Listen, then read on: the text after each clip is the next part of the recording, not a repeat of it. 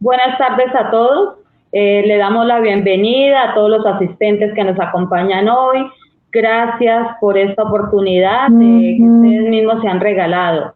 Entonces, estamos compartiendo en esta tarde con esta oportunidad que nos ha brindado nuestra amiga Sara Mulligan, en directo desde Argentina.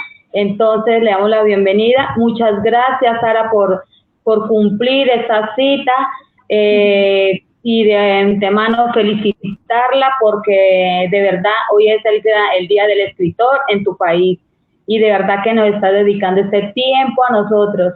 Entonces, gracias por ese momento que compartes con nosotros. Te damos la bienvenida y muchas gracias por estar con nosotros. Entonces, para entrar ya en el momento preciso, entonces te cedo la palabra, el saludo y luego te presento al público. ¿Te parece, Sara? Bienvenida, Sara. El micrófono es tuyo. Con nosotros. Te damos la bienvenida y muchas gracias por estar con nosotros. Entonces, para entrar ya en el momento preciso, entonces te cedo la palabra, el saludo y luego te presento al público. ¿Te parece, Sara? Bienvenida. Por supuesto. Muchas gracias. Muchas gracias, Cristina, y muchas gracias a todos los que nos están escuchando. Es una gran alegría para mí poder compartir con la gente de Colombia desde tan lejos. Se está acoplando, no sé si tengo que cerrar, perdón, si tengo que cerrar la ventana de StreamYard. Muchas gracias, Cristina, y muchas gracias a todos los que nos están escuchando. Es una gran alegría para mí poder compartir con la gente de Colombia. Hola. Desde tan lejos. Se está acoplando, no sé si tengo que cerrar, perdón, si tengo que cerrar la ventana de StreamYard. Hola.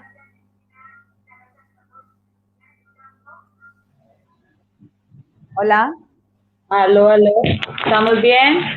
Cristina. Hola. Hola. Dime, Sara. Bueno, seguimos entonces. Tengo que cerrar la ventana de Streamland porque se me acopla.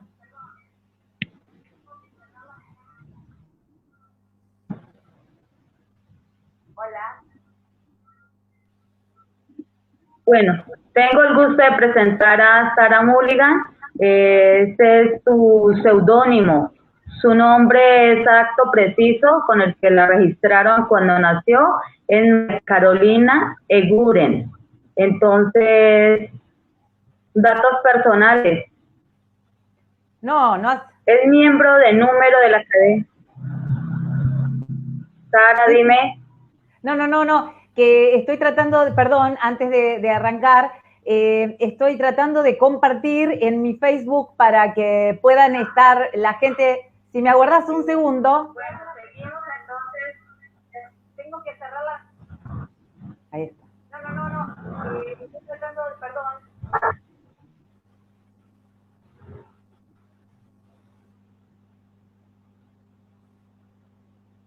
¿Continúo? Sí, continúa, por favor. Gracias. Bueno, entonces, miembro de número de la Academia Argentina de Literatura Infantil y Juvenil. También tiene un título de abogada. También tercer mejor promedio de la carrera de abogacía en la promoción del 94. Tiene algunos estudios cursados, carrera de maestría en literatura para niños, doctorado en ciencias jurídicas y sociales, carrera de maestría en derecho privado, curso de posgrado de derecho profundizado, título de bachiller nacional y además ha tenido premios literarios. Entonces, La verdad, esta mujer reúne muchas características y tiene muchos títulos. De verdad que bienvenida, Sara, y tú más que nadie nos contarás algo de lo que has hecho. Muchas gracias. Si me aguardás un minuto, perdonen la desprolijidad, pero es la primera vez que estoy trabajando en esta modalidad, así que si ustedes me aguardan un segundito, me están preguntando todos mis seguidores que si ya estamos en vivo, entonces acá les voy a comunicar, disculpen, y ya entonces entramos en materia, perdonen. Ahora sí, disculpen, disculpa Cristina. Ahora sí, ya lo pude compartir.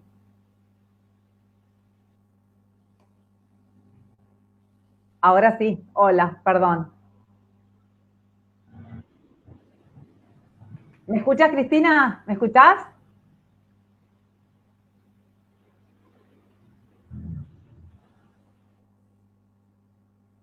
Hola. Creo que se está cayendo la llamada. Disculpen, estaba tratando de compartir.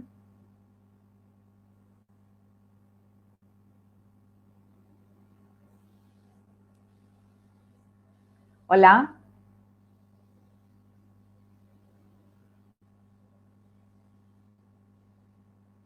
Hola.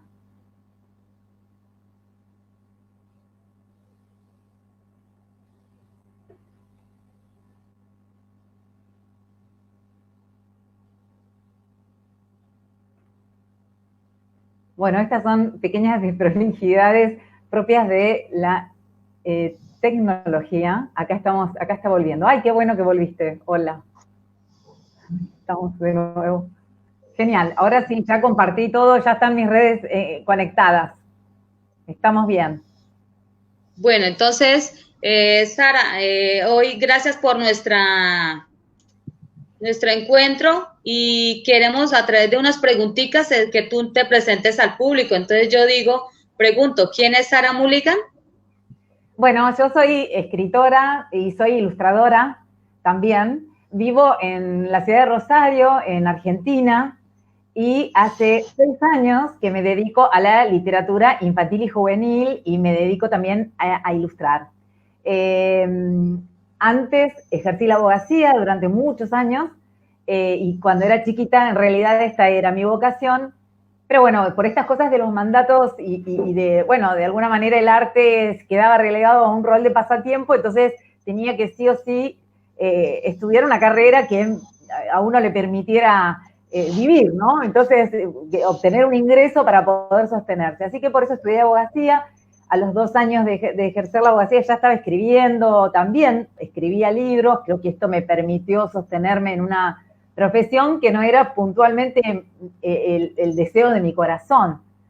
Y bueno, y así lo hice durante muchos años, sí. Terminó haciéndome muy bien y eso hizo que, claro, no estaba como atrapada en esa profesión y en un determinado momento tomé conciencia de que yo estaba de alguna manera violentándome porque no estaba escuchando la voz de mi corazón. Entonces, ahí está. Acá me están preguntando si estoy tranquila. Sí. Perfecto, Sara, muy bien, muchas gracias. Porque acá mis seguidores están como preguntándome, se ve que no sé si no llegan a conectarse, pero en mi biografía sí ya está saliendo la historia esta, así que bueno, vamos, está saliendo el vivo. Bueno, muy bien. ¿Cómo y cuándo te formas como escritora? Bueno, en realidad mi formación como escritora es una en realidad no me formé como escritora, yo me formé como abogada. Lo que hice fue empezar a escribir y dejar de lado la abogacía. Esta decisión radical que tomé de dejar la abogacía me permitió a mí entrar en un estado que muchas veces era muy parecido al de mi infancia, que tenía que ver con la conexión con algo muy profundo dentro de mí y con un estado de, ¿cómo se puede decir? Como si fuera de encanto, ¿no? De estar fascinada con lo pequeño de cada día, sumergirme en un estado, lo que se llama lo que muchas veces se denomina acá en literatura el estado poético, ¿no? Que nos permite conectarnos con la belleza de cada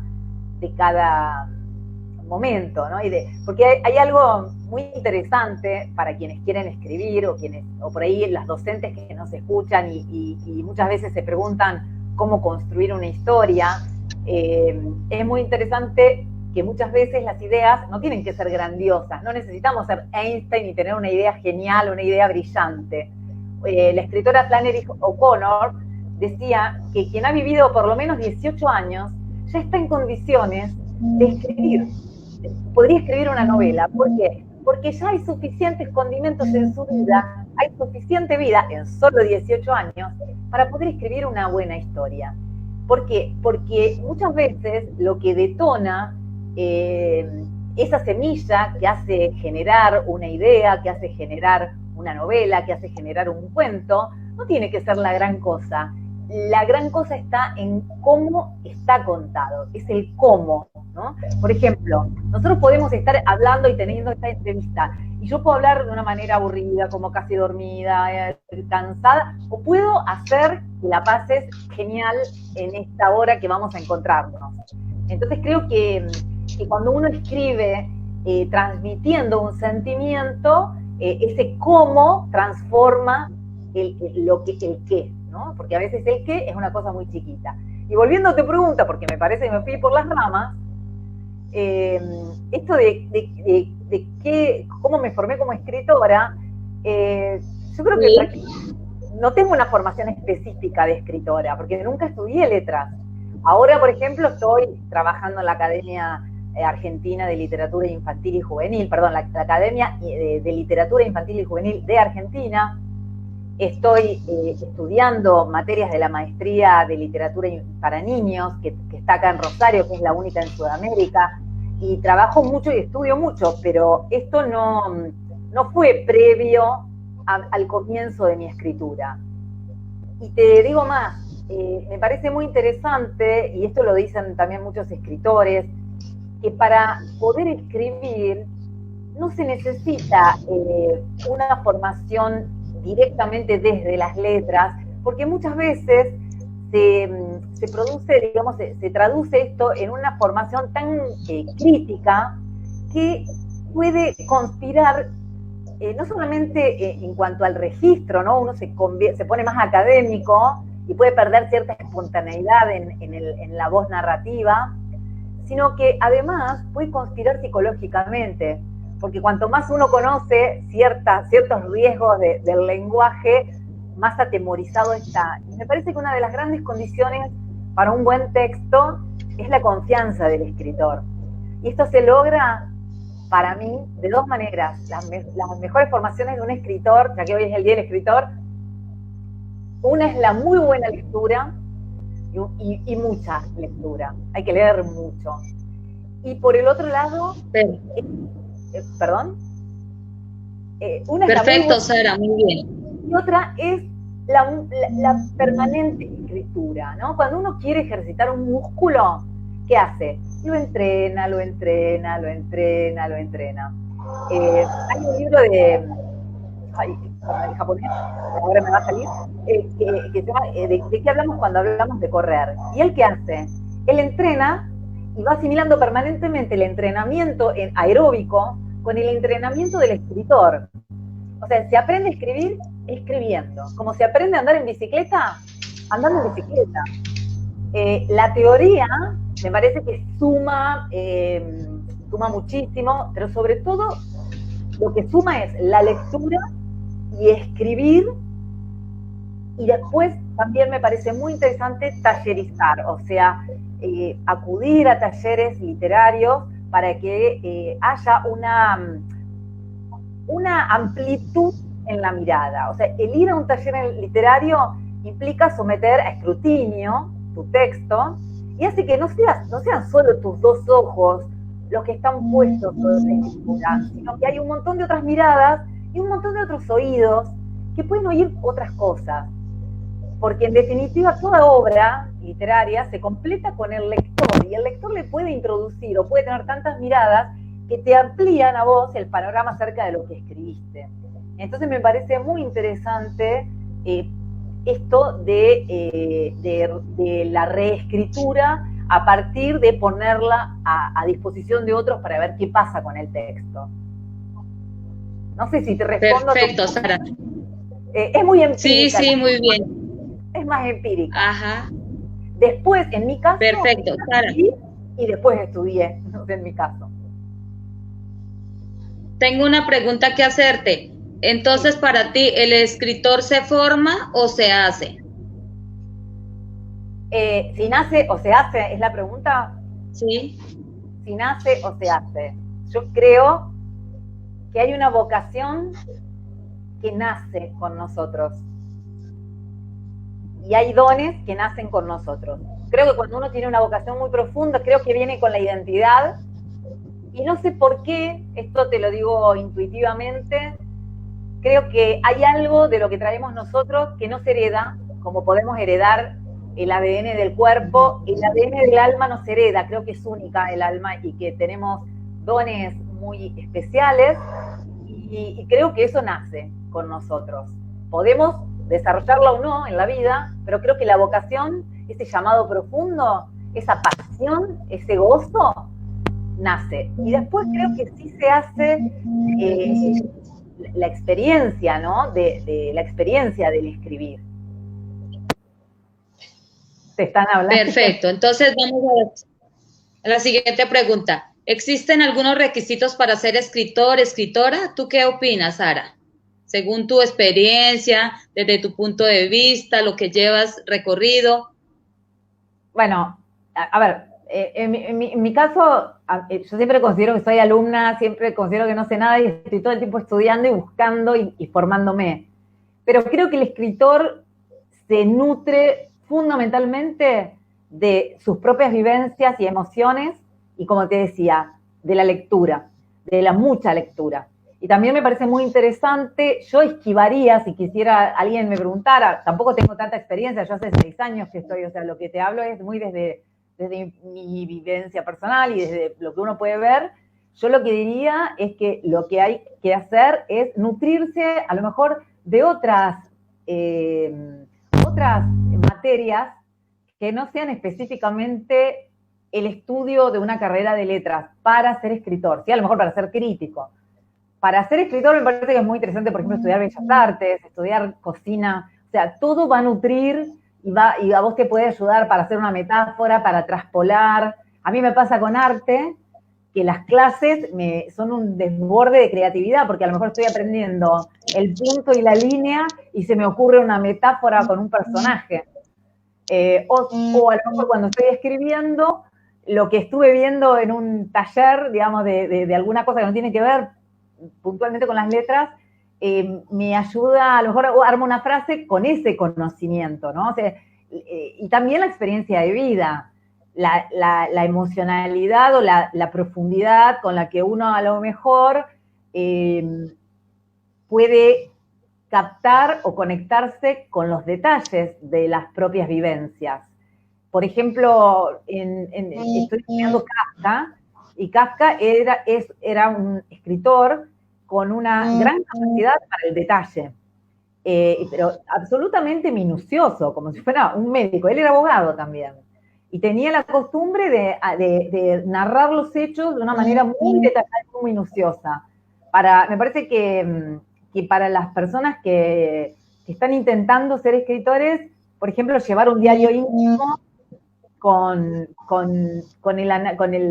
escribiendo detalles de pequeñas situaciones de la vida, pueden dar lugar a algo muy, muy interesante como texto, ¿no? Perfecto, Sara. Entonces, la siguiente pregunta que te quiero hacer es la siguiente. Además de escritora, ¿a qué te dedicas en tu tiempo allá en Argentina? Queremos conocer algo más de lo que tú haces. Bueno, ¿qué hago? Hago un montón de cosas. Dibujo, estudio algunas materias de bellas artes, voy a un taller de dibujo y pintura,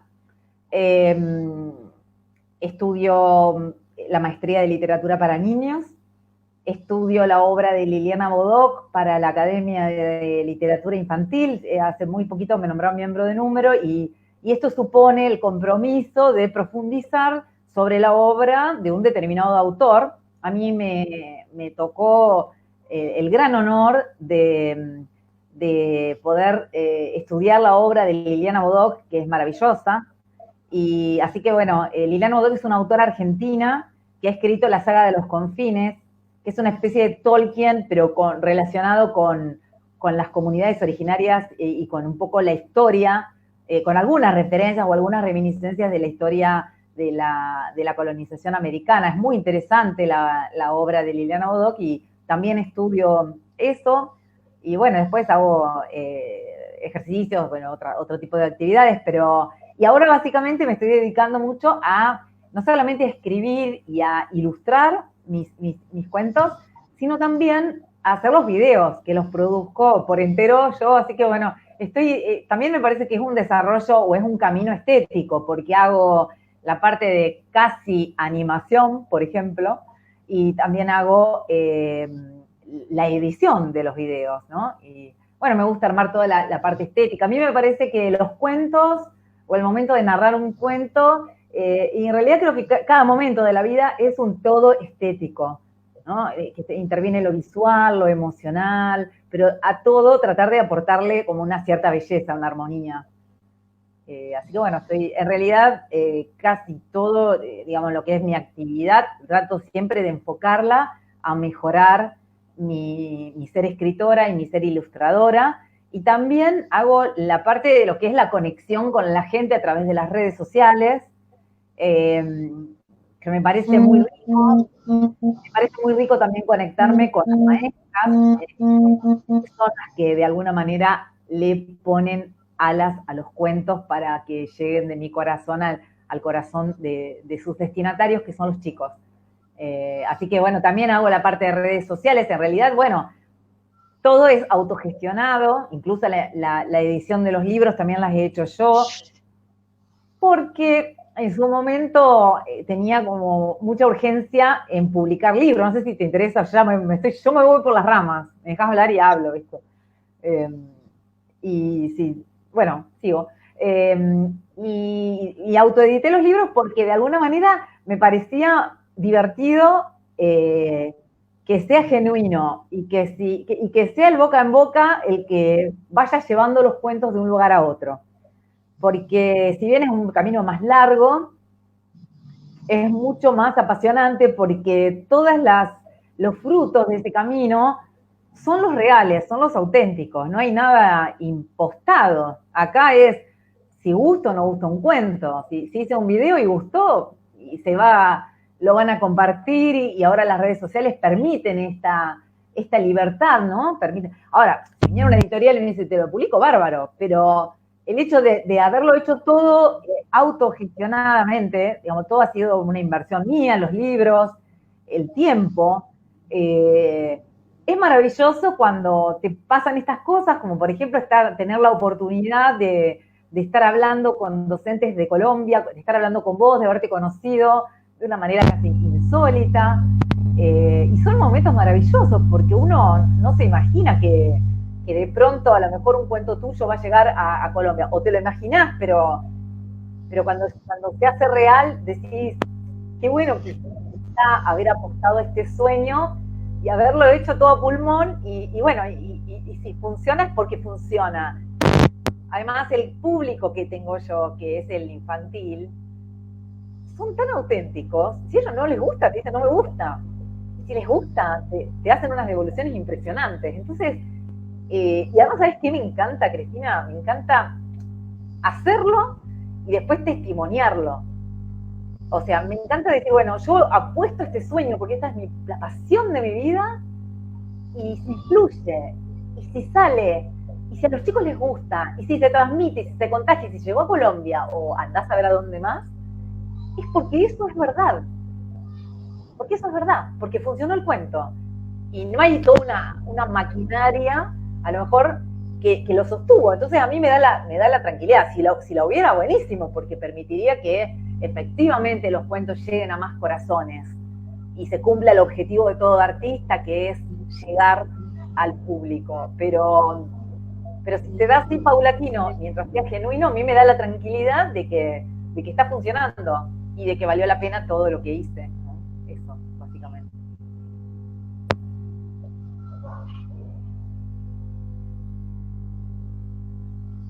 ¿Me escuchás? El volumen. ¿Se escucha?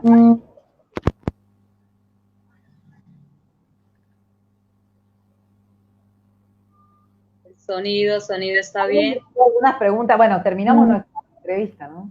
No, Sara, de verdad que como yo he escuchado la manera que narra los cuentos, la verdad que me he contagiado de alegría, de emoción, por eso te he invitado y quiero que nos compartas algo de tu expresión al narrar los cuentos con mis compañeras docentes, pero hoy quiero que nos des unos títulos de tus.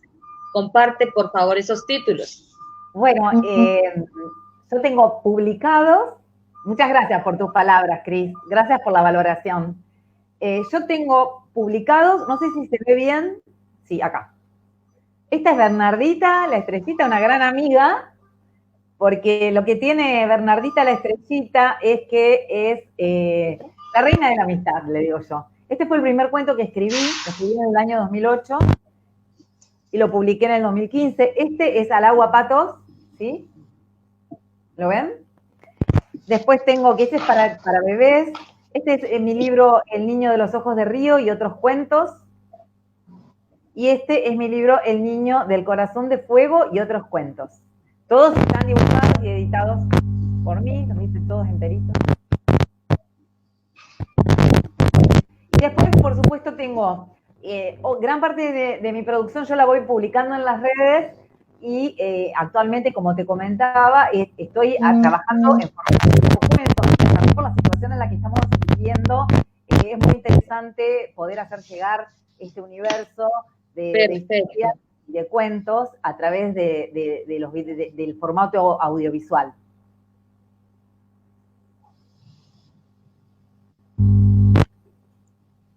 ¿Me oyes? ¿Me oís? Sí, Sara, perfecto. ¿Ya terminaste? Sí. Sí. Bueno, siguiente pregunta. ¿Cuál es la importancia de la literatura infantil en la psicología dentro de la formación de nuestros estudiantes? ¿Qué opinas acerca de esta pregunta, por favor? Bueno, también esto es muy empírico porque yo era una niña lectora y gran parte de mi literatura tiene que ver con ese momento de infancia y la emoción que yo sentía como lectora.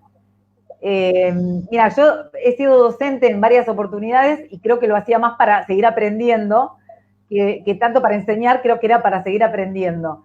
Y también me pasa que como escritora trato de escribir aquello que me hubiese gustado a mí leer. Y la pregunta, perdóname, repetime porque me parece que me voy por las ramas. Repetime la pregunta, Cris. ¿Cuál es la importancia de la literatura infantil en la psicología dentro de la formación de nuestros niños? Bueno, me parece que siempre la ficción permite poner en un espejo determinadas situaciones de vida y muchos temores que los chicos tienen.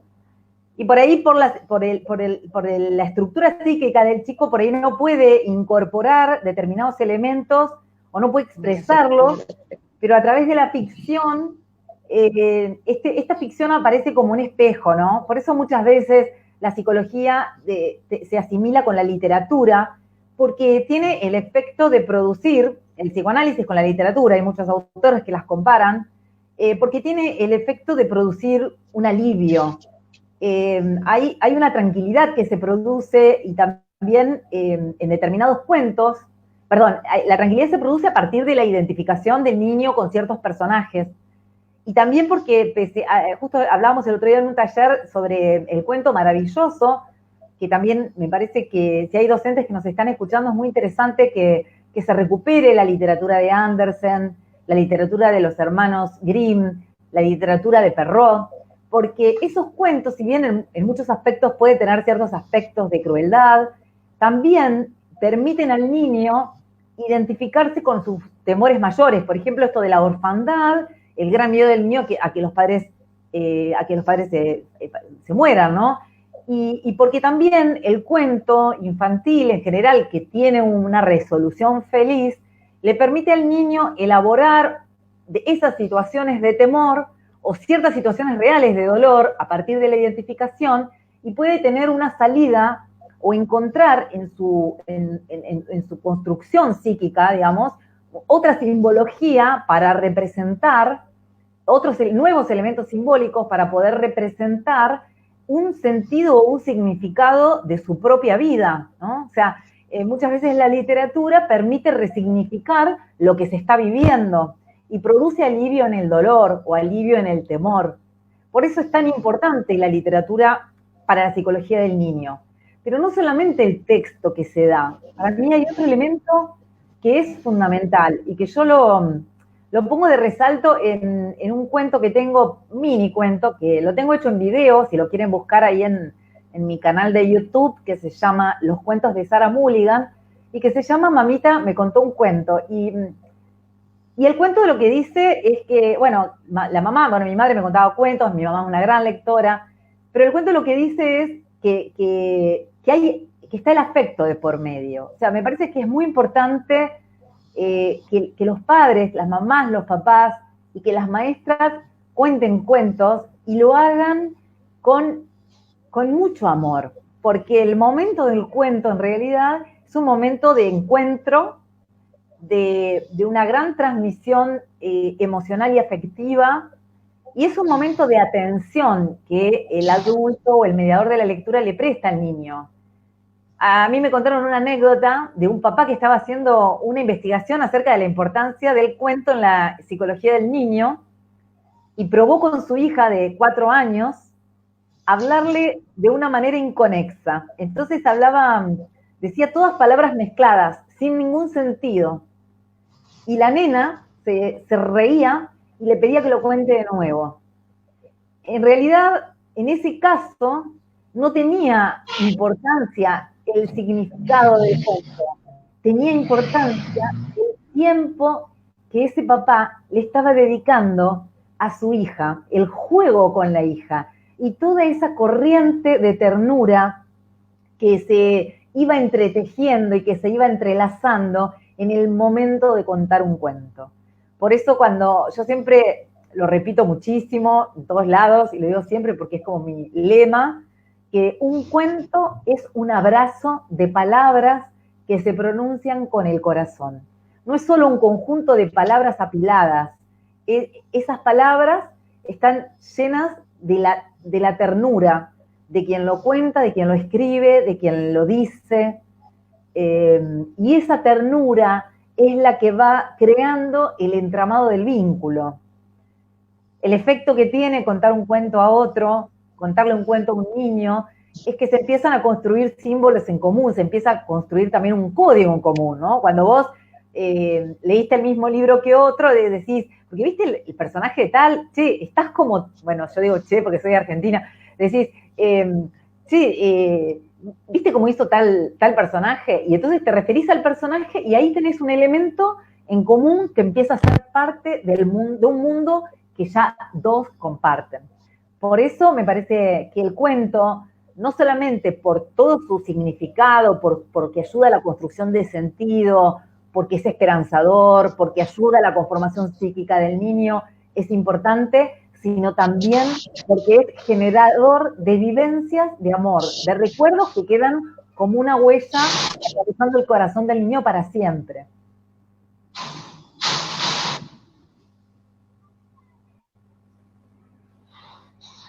¿Estás?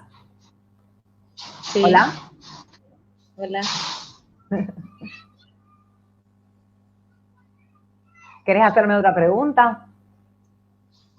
Sara, se me viene a mí a la memoria algo que me marcó mucho con el cuento de Caperucita Roja. Yo creo que tú lo has escuchado. Sí. Que el lobo se come a la abuelita y se come pues a todos, y hoy he visto que esa versión de ese cuento le han ido cambiando, que ya no se la come, que la abuelita se esconde detrás del closet, Entonces, ¿qué impresión le transmite al niño ese suceso? En realidad esas son adaptaciones que se van haciendo de los cuentos clásicos. Es un ejercicio muy común en los talleres literarios, esto de cambiarle, ¿no? Y también es una idea, te da la idea de intertextualidad, es que cuando estamos leyendo esa nueva versión, nos remite al cuento de cuando éramos niños. A mí me parecen interesantes las adaptaciones, no me parece que haya que juzgarlas, ni mucho menos. Siempre es interesante reversionar, porque no deja de ser un juego creativo. Pero sí me parece interesante mantener la vigencia de los cuentos clásicos dentro de la escuela, porque permite, esto lo hablábamos justamente en un taller esta semana, donde Alicia Origi, una genial escritora argentina de literatura infantil argentina, sobre todo crítica de literatura, una maravilla, nos decía eso, la importancia de mantener la vigencia. Ella es especialista en María Elena Walsh, pero nos está dando un taller sobre los cuentos clásicos, y justamente el hecho de que estos cuentos son parte del acervo cultural, hacen a nuestra conformación humana, se van transmitiendo de generación en generación desde siglos. Y toda esa crueldad que ha sido bastante, que la han aliviado bastante a las versiones, a mí me parece que no todo hay que sacarlo, salvo que uno esté queriendo un determinado mensaje, pero me parece que, no digo de la crueldad original, sino de lo que, bueno, las versiones que han quedado de Grimm, de Perrault, de Andersen, que hoy tenemos a la mano, son muy valiosas, por lo que decíamos antes. Porque si vos edulcorás, o sea, tampoco está bueno edulcorar todo, está bueno que se identifiquen, ¿no? Por ejemplo, el patito feo es un caso de bullying familiar, y estuvo escrito en el siglo pasado, principios del siglo pasado, lo escribió Andersen. Y muchos se identifican el distinto, el que es discriminado a lo mejor por sus dones, ¿no? O sea, el diferente. Y hay distintas simbologías que van jugándose a través de los cuentos, que me parece que es interesante poder rescatar. Como hay muchas maestras que nos están escuchando, me parece que es muy valioso el cuento clásico para la psicología del niño. Hay un autor que también recomiendo que lean, que me parece como básico para el estudio de la literatura infantil, que es Bettelheim, y tiene un libro escrito sobre psicología de los cuentos de hadas. Y justamente él habla de estos aspectos. Mucho de lo que estoy diciendo lo he tomado de Bettelheim, que es, como te diría, un libro de cabecera para quienes nos apasiona la literatura infantil, y creo que si las maestras se pueden acercar a esa bibliografía, puede ser muy enriquecedor para crecer, ¿no? Para crecer sobre todo en la valoración de la literatura infantil y cómo llevarla al niño, cómo hacérsela, cómo ponerla, cómo convidarla, ¿no? Cómo ponerla al servicio del niño, cómo acercarla. Sí. Me podés hacer la siguiente pregunta. No sé si me esperás a mí. Listo, Sara, sí, respondió mis expectativas. Quería preguntarte, ¿qué sugerencias nos puedes recomendar en esta tarde para que nosotros como maestras podamos trabajar en la literatura infantil? Bueno, una de las sugerencias es esa, que estudien, me parece que leer Bettelheim es una cosa muy importante. Creo que también hay que hacer una buena selección de cuentos, porque a veces como veo que hay como una cierta, por ahí a lo mejor algún contenido como más frívolo, si se quiere, ¿no? Me parece que es interesante poder digamos, hacer una buena selección de textos, mantener de alguna manera te lo respondí en la pregunta anterior, ¿no? Pero mantener el cuento clásico y sobre todo narrar. Y algo que es muy interesante es que los chicos, esto es una cosa que a mí me encanta, que los chicos cuenten lo que escucharon. ¿Qué les quedó al chico? ¿Qué construyó el chico? Y es muy interesante, ¿no? que los chicos también se conviertan en narradores de cuentos. hay como en el cuento, sobre todo cuando no está animado, cuando a lo mejor tiene algunas ilustraciones, o simplemente el cuento contado por una persona que los aprecia, que les transmite afecto, sin ningún tipo de imágenes, permite un salto de la imaginación, que hoy lo tenemos un poco obturado por tanta actividad audiovisual. A mí me parece muy interesante el cuento simplemente narrado con palabras. Y también me parece que las docentes, pobres, yo las veo que están trabajando muchísimo, que no tienen tiempo para respirar y que trabajan los fines de semana, sobre todo ahora en cuarentena, están tremendamente, son muy entregadas a lo que hacen, pero está muy interesante que lean también, ¿no? Porque yo creo que la lectura se transmite no por mandato, sino por contagio.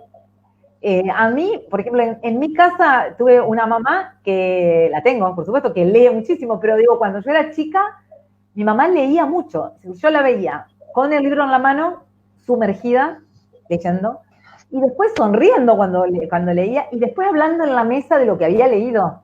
Y todo el tiempo nos estaba contando lo que los libros le traían. Claro, para mí leer un libro era una fiesta, porque si a ella le pasaba eso y tenía tal entusiasmo para leer, entonces a mí también me iba a pasar lo mismo.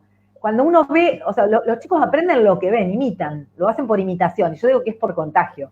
A mí mi mamá me contagió el bichito de la lectura, mi mamá es mayor y ella va a talleres literarios, talleres de lectura, vive leyendo, y es un placer charlar con ella sobre literatura. Y creo que las maestras, para poder transmitir ese amor a la lectura, tienen que amar leer. O sea, no se puede transmitir lo que no se tiene. Hay una frase en el derecho que dice que nemo plus iuris, nadie puede dar más de lo que tiene. Si una persona no tiene amor a la lectura, es difícil que la pueda transmitir. Y creo que esto es un principio que opera tanto en las ventas como en cualquier disciplina. Todos compramos por emoción y todos imitamos por emoción. Cuando algo nos impacta positivamente y vivimos una muy buena vivencia, vamos a tratar de repetirla, vamos a tratar de imitarla, vamos a buscarla. Entonces, está claro que ese deseo, ¿no?, de la lectura es a partir de la generación de una vivencia. Y el que lo vive y es feliz, como pasa a mí, que cuando estoy leyendo estoy feliz, lo voy a contagiar. Así que lo que le diría mucho a las maestras es que lean mucho también, que lean. Y no solamente literatura infantil, que lean literatura también para un poco más compleja, ¿no? Como es la literatura para adultos. Aunque hay quienes también discuten si hay una literatura infantil o no, pero digo que hay que nutrirse de una gran variedad de autores, y ahí uno va descubriendo lo que es el placer de sumergirse.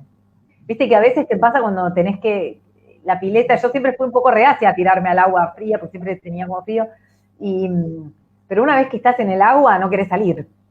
Y por eso, para enamorarse de la lectura hay que tratar de leer mucho. Ya está, la respondí. Listo, muchas gracias, Sara. Perfecto. Una siguiente pregunta. ¿Nos podrías regalar algunas herramientas necesarias que podamos utilizar aplicando la literatura infantil? ¿Herramientas? ¿A qué te referís? ¿Qué tipo de herramientas? Como elementos que podamos utilizar en la enseñanza de la lectura, de la narración, de la expresión corporal del niño o de nosotras como maestras. A los efectos de una buena narración, bueno, yo no soy narradora particularmente, ¿no? Yo soy escritora, pero hay algo que me parece a mí muy interesante, que es la lectura en voz alta. Porque la narración es una interpretación que se hace, que yo te decía que está bueno que el chico narre, ¿no? O que cuente lo que escuchó, a ver qué interpretó, y que también se haga un contador de cuentos, porque la vida después le va a exigir que cuente sus historias. Hoy está de moda el storytelling, ¿no? Una propaganda que vemos en televisión, una publicidad, es narrar una buena historia. Hoy está todo atravesado de cómo narrar historias.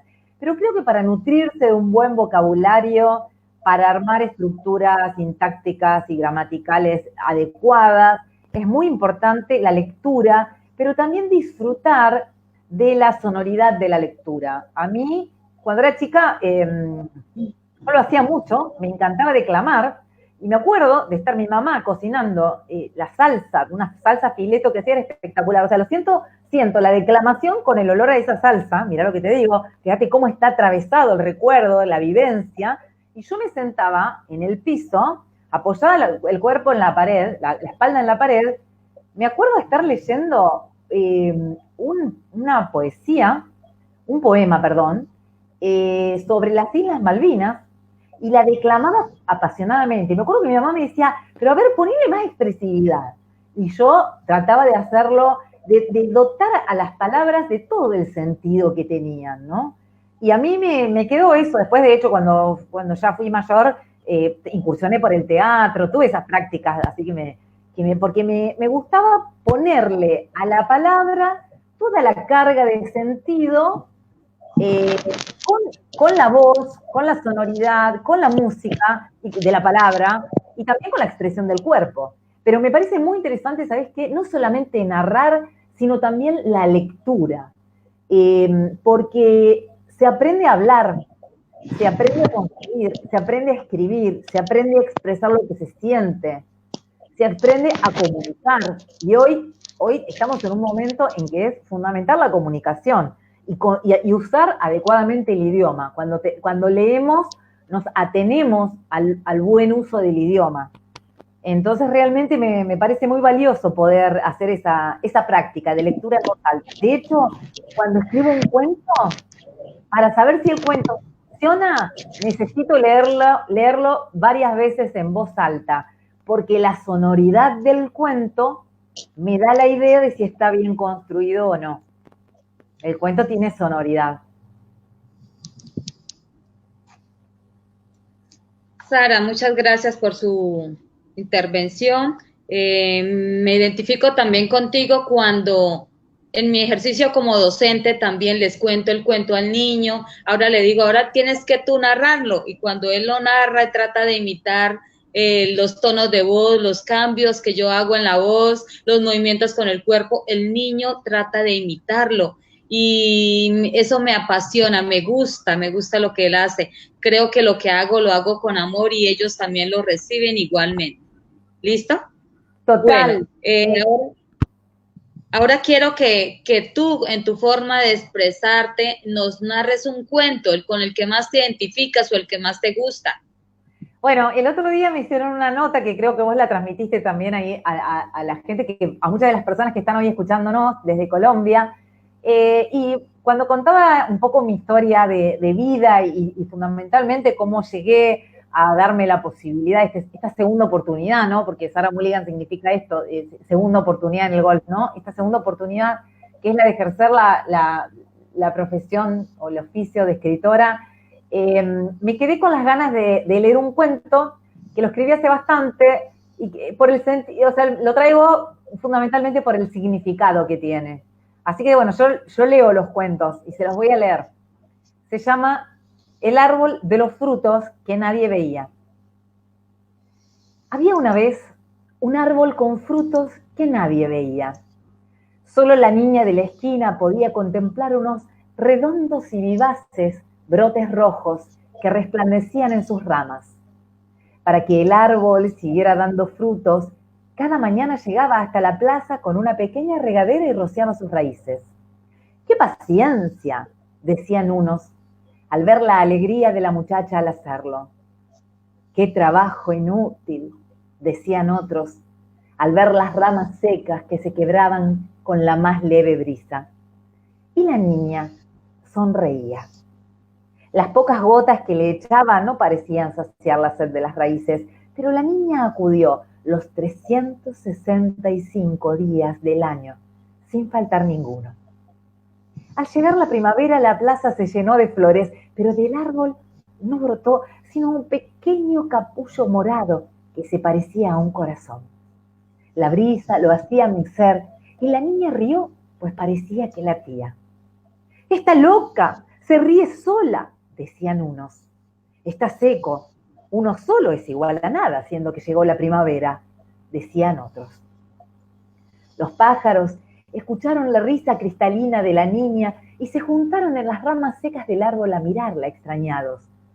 Y vieron al fruto mecerse con la brisa, y el brillo del sol inflamó sus formas, y vieron que se parecía a un corazón latiendo. Entonces los pájaros trajeron a sus polluelos, y con las ramas secas hicieron allí sus nidos. Y el árbol sintió el calor de aquellas aves bellas, y se estremeció con su canto, y se llenó de vida. Y una lluvia bañó su tronco, y la tierra se abrió, y su raíz bebió las aguas que el cielo irrigó.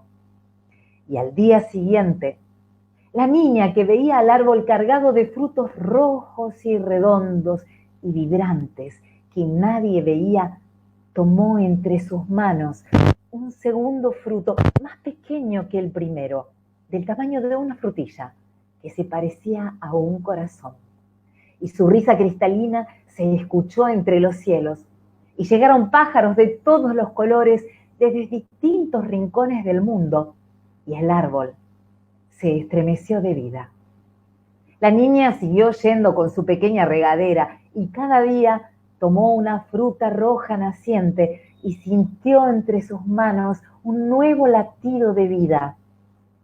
Y ya no se oyeron las voces del desaliento, y los unos y los otros comenzaron a ver los frutos de cada día de su paciencia, mientras la niña sonreía. Y colorín colorado, este cuento espero que te haya gustado. Perfecto, Sara, un aplauso. Un aplauso para vos, que me entrevistaste. Cari está feliz. Sí. Bueno, llegamos a los asistentes, llegamos ya a la sesión de preguntas, entonces ya estoy leyendo por aquí algunas preguntas. La primera pregunta dice, Estela comenta que le gusta escribir. Bueno, otra persona, ¿qué diferencia existe entre la poesía y el poema? Bueno, yo no soy dedicada a la poesía, ni es mi especialidad para nada. La poesía es la belleza a través de la literatura, es una, digamos, una palabra más que refiere al género. Y el poema, puntualmente, es la construcción, ¿no? Yo la verdad que no tengo tantas herramientas para poder decírtelo, pero la poesía sería lo genérico y el poema es la estructura gramatical que tiene determinadas formas, determinadas pausas y que está narrado poéticamente, por supuesto. No sé si soy demasiado clara, pero no es mi especialidad. ¿Sí? Listo. Yanive dice, Sara, ¿nos permitirás conocer tus cuentos? Pues yo personalmente tengo el enlace de los cuentos de Sara. Si alguien quiere escribirme, quiere agregarme, bien pueda, yo también le puedo facilitar esa información, donde podemos encontrar los cuentos de Sara, porque la verdad es que me tienen enamorada. La verdad es que sí, por eso quise compartir con ustedes este evento. Dice Denise, tu caminito de tinta nos invita a todos a soñar. ¿Le gusta? Ay, Denise, es argentina. Sí. Denise. Ay, un beso muy grande. Gracias. Denise, como tantas otras maestras de nivel inicial, se entrega con amor a los niños y eso quiero destacarlo. Yo me siento muy identificada con las maestras por el amor que tienen a los chicos y por la pasión que tienen realmente por sus profesiones. Y aprendo mucho de las maestras, porque muchas veces las maestras, y en esto me quiero detener, Cris, perdón, son la caja de resonancia emocional de un cuento. Sin las maestras mediadoras de la lectura, los escritores no sé qué haríamos, porque nosotros podemos escribir, pero la maestra es la que lo narra, la que lo transmite, la que lo descubre al cuento, lo narra, lo transmite y hace que el cuento le llegue al corazón al chico. Entonces a mí, yo respeto mucho, mucho a las maestras y me gusta mucho trabajar con ellas.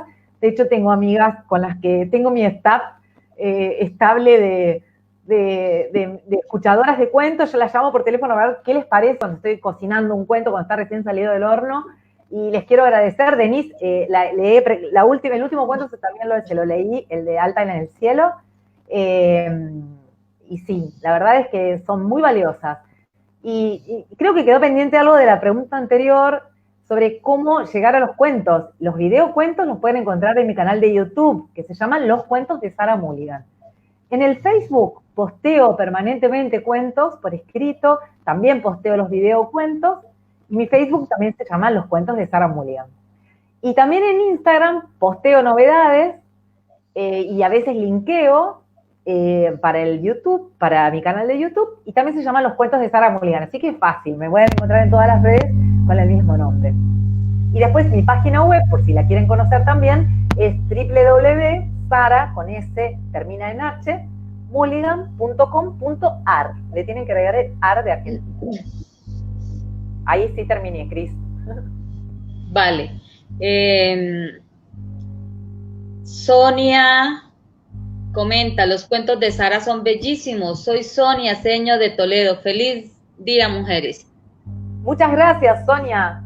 Por supuesto que no la conozco, creo que le debo haber hecho uno de los videitos, porque estoy haciendo para el Día del Libro, que es pasado mañana, pequeños videitos, video saludos a los niños de distintos lugares del país, porque distintas seguidoras me han pedido, y me han hecho un trabajo agotador, pero hermoso, y filmé video saludos y después me están mandando algunas devoluciones, porque mandan el video saludos y después le ponen el link de YouTube para transmitir. En esta época de virtualidad se aprovecha mucho ese formato, y Sonia es una de las chicas que me pidió. Así que, Señor de Toledo, muchas gracias. Gracias. Claudia Calo comenta, Bernardita la estrellita, mis alumnos e hija la aman. Ay, mi amor, Claudia Calo. Estuve en la escuela de Claudia en Venado y fue hermoso. Ella estaba embarazada y yo le prometí que le iba a hacer un cuento, que todavía se lo debo. Debo un montón de cuentos, pero bueno, ya llegará para su niña. Bueno, Julie Álvarez comenta, bellos cuentos, bendiciones para nosotras. Gracias, Julie. Gracias. Sonia Raimondeto, sí, me hiciste un video para mis chicos de Toledo. Qué bueno, viste, sí. Carolina Paniagua, tu dulzura y pasión al contar tus cuentos es apasionante. Gracias, Caro, muchas gracias. Karina, Sara, madrina Misala, y sus cuentos son relatos muy preciosos dentro de nuestra biblioteca. Karina Guadagnini, es mi amiga de la infancia. Hicimos juntas la primaria, la adolescencia, hemos vivido muchos momentos trascendentes juntas, y hoy ella es maestra jardinera, y ella, por ejemplo, es la seño Cari del cuento El día que las mariposas empezaron el jardín. Y bueno, porque ella empezaba en las clases y me dice, necesito un cuento para la adaptación, Sara, ¿qué hago? Y me dice, les acabo de hacer un anillito de mariposas. Entonces ese día había leído un posteo de mi prima que hablaba qué hermosos son los inicios, ¿no? Era tan sentido, y me había quedado con eso en el corazón, ese sentimiento, y cuando mi amiga Karina me pide el cuento de las mariposas, dije, ahí está, los comienzos, ¿no? Y ahí nace el cuento El día que las mariposas empezaron el jardín. Después los chiquitos de ella, sus alumnos, le pusieron a la sala, a raíz del cuento, que fue dedicado para ella, y para mi prima también, por supuesto, y sus hijos, le pusieron de nombre Mari Mariposa a la sala.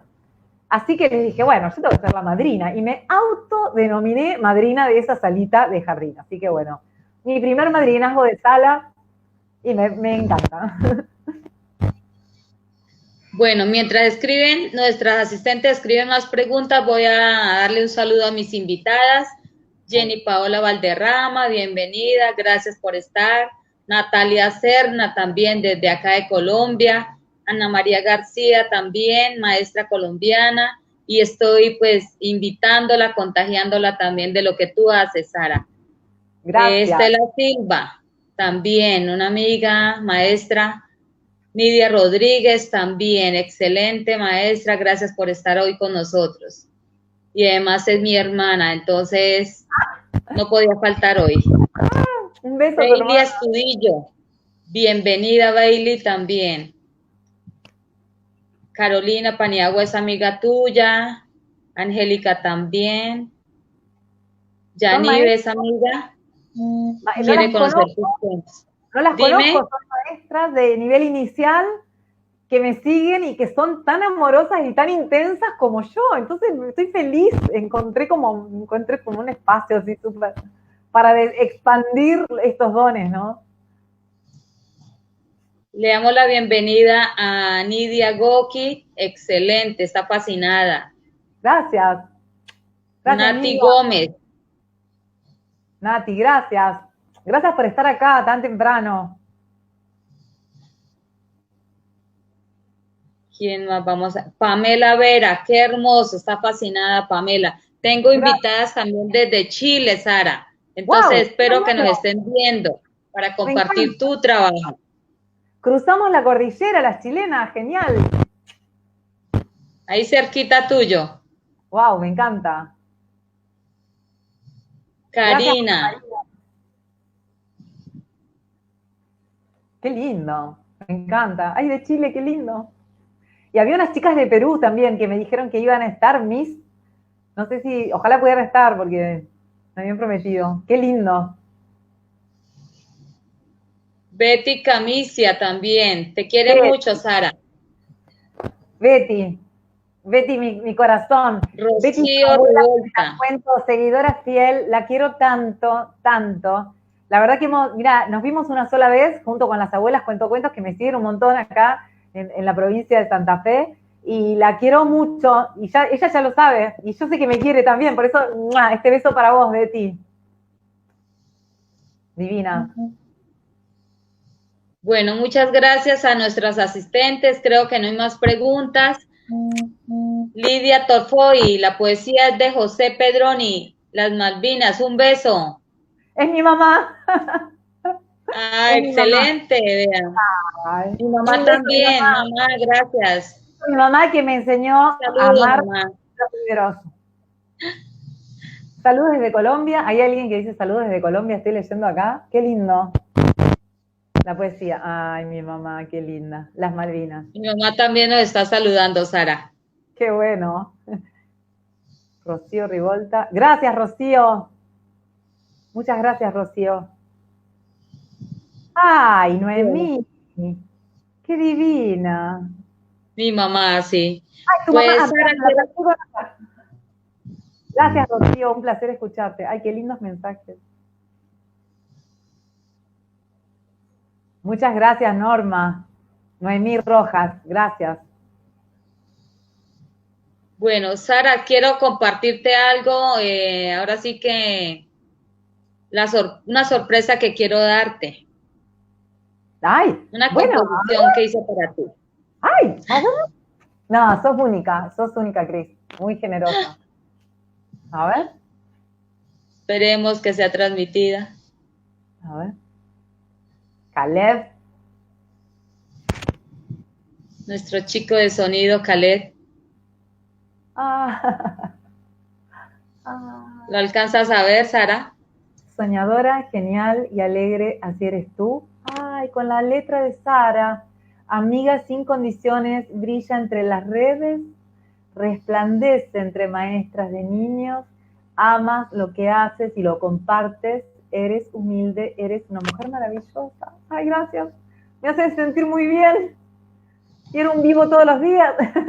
Ay, gracias, Cris, por este regalo sobre mi nombre. Gracias. La verdad que estoy emocionada. Estoy muy emocionada. Gracias, Cris, por este momento y por esto que me regalás, que no sé si creo merecerlo sinceramente, pero lo recibo con todo mi corazón. La verdad que conocernos fue una cosa increíble desde Colombia, todo tu entusiasmo. Esta semana fue de muchísima intensidad de trabajo para mí, y teníamos todos los inconvenientes técnicos y vos permaneciste firme para llevar adelante esto. Tenés una constancia impresionante y una gran generosidad, y lo quiero destacar porque realmente te felicito por todo lo que has hecho para lograr este encuentro de hoy. La verdad, te felicito, sos una máquina trabajando y con una gran tenacidad y una gran fe, sobre todo. Gracias, Sara. Gracias a ti por aceptar mi invitación. Gracias a todas mis maestras asistentes a este evento. De verdad que me maravilla de este encuentro. Sara, una última, no sé, como invitación. ¿De qué manera podríamos, si tú quieres, enseñarnos algo de lo que tú sabes, de tu trabajo? Bueno, yo estoy, por supuesto, siempre... Ay, gracias por todo lo que están poniendo ahí, que estoy mirando. Por supuesto que yo estoy, vos sabés, Cris, que estoy disponible para brindar lo que puedo y lo que sé, que, bueno, hace relativamente poco, ya hace 6 años que estoy en esto, pero creo que el encuentro siempre es enriquecedor, y todo lo que yo pueda ayudar a las maestras a transmitir el amor por la lectura, y también a, si quieren, digamos, incursionar ellas en otros niveles de lectura, o también tallerizar algunas cuestiones, sería muy, muy hermoso para mí. Sería cuestión de organizarlo. Necesitaríamos la intervención técnica de Caleb, que es un genio, y concretarlo como concretamos esto. Estando vos de por medio, Cristina, no me cabe duda de que se va a realizar. Perfecto. Maravilloso. Gracias por todo lo que están escribiendo. No sé si... Sí, Natalia, maravilloso. Está encantada con lo que yo te transmití, de que tú eres genial. Están encantadas mis compañeras docentes. Gracias por aceptar la invitación. Sabía que no me equivocaría y sabía que ustedes iban a recibir lo mismo, la misma impresión que yo lo hice. Gracias, amigas. Gracias, amores. Yo creo que, Sara, muchas gracias por esta invitación, gracias por este momento, y de nuevo, feliz Día del Escritor. La verdad que no tengo palabras para agradecerte por esta invitación tan humildemente que lo has hecho. Gracias. Gracias, de verdad. Gracias, gracias a los asistentes, gracias a mi amigo Khaled, a sus padres que nos están apoyando en este evento. De verdad que es maravilloso. Y damos por terminada nuestra reunión y hasta otro evento. Quedamos así. Dios les bendiga. Y quiero decir algo, que esta ha sido una maravillosa manera de festejar el Día del Escritor junto a mis lectoras. Así que gracias por estar acá. Y gracias por todas las cosas que están poniendo, que me encantan. Los quiero mucho. Gracias, Cris, te abrazo con todo mi corazón. Caleb. Gracias, Sara. Y todos los que están ahí escuchando, gracias. Gracias. Chaucito.